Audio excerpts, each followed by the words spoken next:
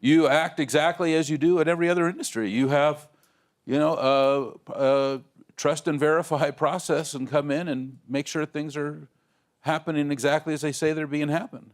And I think that we have lots of good examples from other industries on how to make that happen. Rachel, how would you do it? Yeah, so I think the challenge for regulators, if you take this up a level and you look at what's happening, is that we're in this trust shift. So for a long time, trust existed in traditional institutions, and we're seeing how that's being eroded. And trust flowed in a very top-down, hierarchical fashion. There was a very linear relationship between the company and the consumer.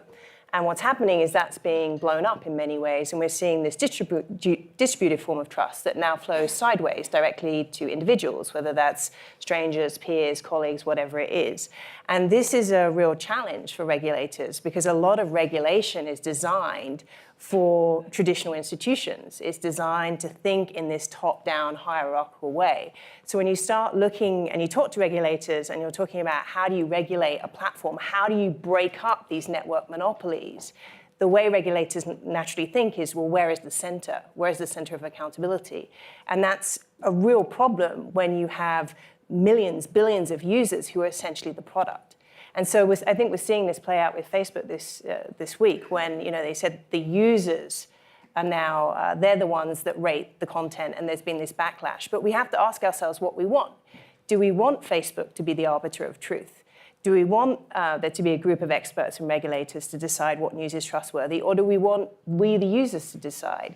So I think that's the challenge, is that a lot of regulation is still stuck in this institutional mindset, and it hasn't yet adapted fast enough to these distributed networks and systems. Okay, so let me ask you this. Just go ahead, on one please. point on that. I think that there's no way that regulators are going to be able to keep up with the speed at which technology is changing.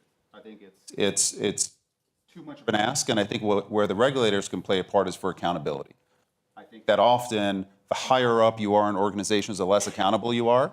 And my ask of regulators would be to be hard in their accountability so that a CEO knows that he or she's job is to know what's going on at the company, and if they don't and they get caught, they're out. Okay, I think that's what the regulator can do.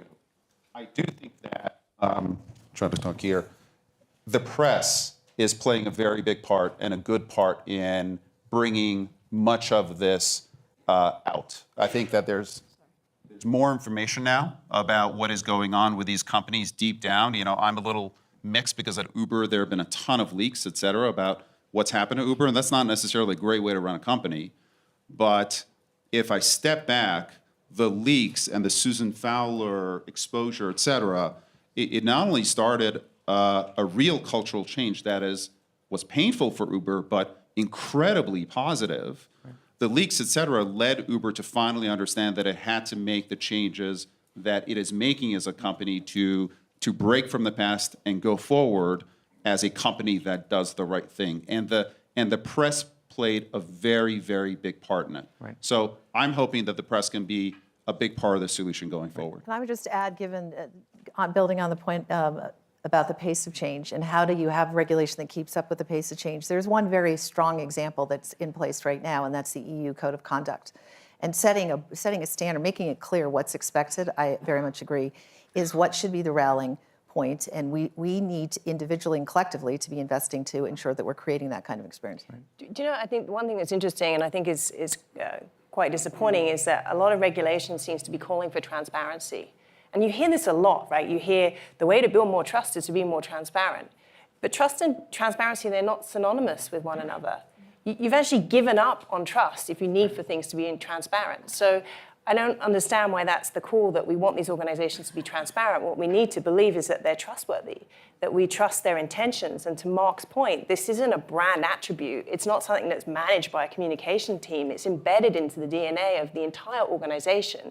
So every decision that's made, every design decision that's made, that we can trust those intentions. So I think the call should not be for more transparency. It's that we understand the intentions of these companies, and we believe that the intentions of these companies are aligned with ours as individuals and ours as a society. Can I ask you a separate question? Given the rise of cryptocurrency, and I know everybody, even last night, was talking about Bitcoin, that to me, in a way, is a direct correlation with the lack of trust that people have in large organizations, and yet a tremendous trust in technology. Anybody? Well, that's what's so interesting is when you have an erosion of trust in traditional institutions, so in this sense, the banks or the financial institution, you create a trust vacuum. And interesting things rise up in a vacuum, interesting alternatives rise up in a vacuum. So we see that in the world of financial services with cryptocurrencies and the blockchain. And what's so interesting about the blockchain is that, people often say, oh, there's no trust. Well, yeah, you have to trust the idea and you have to trust the technology, you just don't have to trust the other user. And so I think that's, a lot of chaos and confusion in the world and a lot of pain can actually be explained by this trust vacuum. We also see it in politics. And so I think one of the questions for technology is it enabling us to place our trust in the right people in the right places, or is it encouraging us to give our trust away too easily? The Trust Edelman Barometer, though, this year